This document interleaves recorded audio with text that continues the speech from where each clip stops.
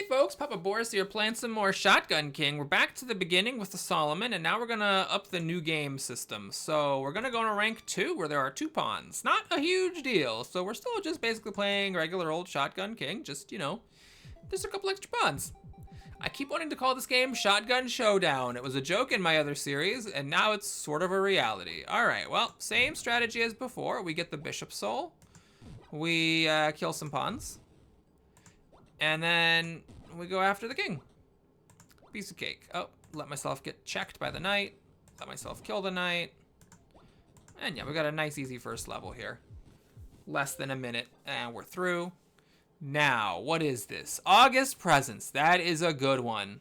Now, I don't like the Unicorn Knight. I don't care too much about the adding of the rook, especially because it actually lowers the rook's HP. So we're taking August Presence. I keep talking about it, but I've never taken it. This is very nice because it prevents like queens and stuff from coming right up next to you and checkmating you essentially. All right, well, in this particular run, there's no reason not to just blast through. Ah, the knight checked me. You know, I'm gonna just get in here. That's a little bit aggressive, a little bit cocky, you might say, but you know, what's life if you don't live? We do have a soul that we could use to get out of dodge in case things go awry. We got the present, and everything has +1 HP. I'm not a huge fan of that. Oh, this is good. I thought this was the secret air for a second. This is not secret air. I don't care about that one. The fact that we add an extra rook is not a huge deal, considering rooks have 2 less HP, and getting an extra shell in the shotgun for the low price of 7 fire arc is completely fine with me. So this is terrific. We are going to just, I think, head over here. Main thing with all these rooks is just make sure you don't do that thing where you accidentally kill a pawn that's in front of a rook and then you discover check, lose the game.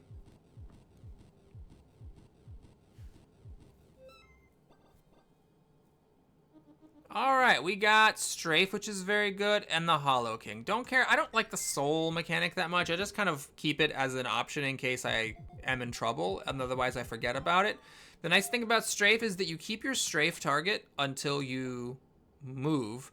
So with the 3 shells in my gun, the Strafe works for quite a lot. With this situation, with these pawns hemming in the rooks and the queen, I think I'm just going to stand here and shoot. I don't really see much of a reason. Oh, the king stepped forward. Wow, that level went about as nicely as it could. The queens and rooks were just completely irrelevant. Honestly, the extra pawns, just like in real chess, aren't necessarily always an advantage. All right, high focus. Flip a card to the pieces adjacent. Well. Replace a white card with a different one. Oh, this is tough. So I do like the lower fire arc and the extra firepower, but this thing is annoying because all the pieces do get 1 HP. This would let me get rid of the queen and replace her at the very least with some pawns. And then I would lose one of the pawns, add a bishop, and lose an ammo. You know what? This might be the best thing, but I'm going to take the high focus because it's just really strong. Firepower and fire arc is so good. And yeah, you don't have it if a piece is next to you, but with August Presence, pieces can't come near your king. So a piece can never move to be next to your king. For that reason, you know, you're more likely to be able to stand in one place. I didn't want to move up here because then there would be this pawn in front of the queen, which is super annoying. This is the setup I want. Now I can just fire shots up here and I'm not in danger of losing to a discovered check. Notice these pawns can't advance because of my August Presence. So I can just stand here and be in a spot where if a pawn moved forward, it would check me, but instead it doesn't because of August Presence. If you don't want to be next to pieces, that one is just sick. All right, we've got pawns and bishops move more often, and then we've got the bold plan. Yeah, okay, now we're going to take the bold plan, and I really got to think about this. I could consider getting... No, let's just get rid of the queen, and I should really... Like, instead of having 3 pawns, I could, like, say, we'll just add a pawn every 5 turns. You know what is fine. Let's just add 3 pawns. Let's just add 3 pawns and have done with it. I still haven't actually used the strafe mode. Okay, so these 3 pawns now, there's so many pawns, they're actually starting to form a non-trivial barrier between me and the king. This is fine, however. I have enough range. I can hit the king from here. Not much, apparently, but I can.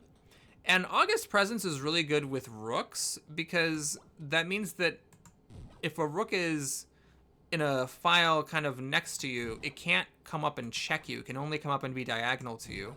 Notice this pawn was wiggling, but once I stepped up, it couldn't check me. So I just got to sit here and shoot at the king. It's really hard to overstate how absurd August Presence is under some circumstances. We have king and queen, and we don't have the stupid healing, so... Oh, the queen is gone. So this is really just the king has -1 HP. Okay. The undercover mission's really good, but we have... What the hell? Knights can promote if they reach the last... Yeah, it's fine. Yeah. So they can promote to something, but I like the undercover mission. I could use it to... Well, normally what I do with it is I get rid of the queen. However, with the queen already gone, I might consider doing something different with that. Or when the thing is so far away from me like that is, I might consider doing nothing at all. All right, I am going to hunt this knight down because it does promote if it gets to the bottom. And now, well, we're out of ammo. Crud.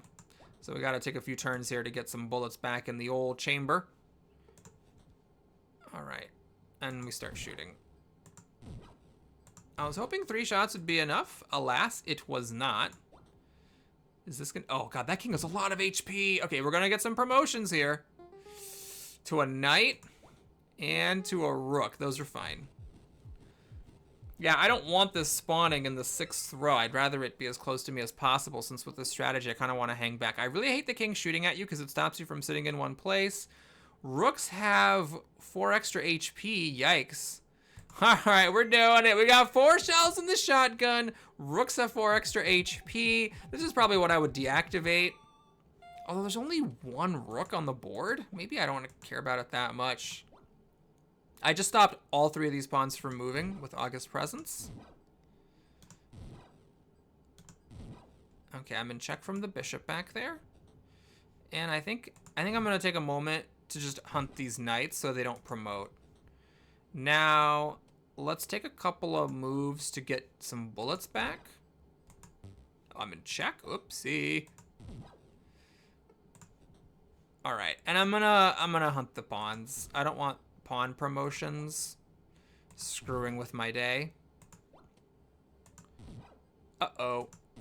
Uh-oh. Okay, got it just barely. Oh, I don't want to move myself next to pieces because then I lose my high focus bonus. Ah, crap. Oh, right, that's...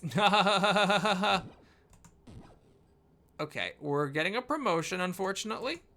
I'm completely out of ammo, and the promotion was to a queen. It was a little bit unlucky. Yeah, a little bit unlucky. And we have another promotion here to a knight. That's fine. Let's move. We can go here. Let's kill this knight.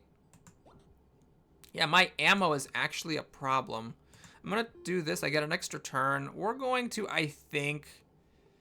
Oh, I could just, I'm going to refill my ammo and reload the gun. I think that's the best thing there, frankly, because I just kept having to like just do wasted turns just to get bullets to regenerate. This is what happens if you don't get one of those stones. The ammo regeneration seems like it does nothing until all of a sudden it's really good.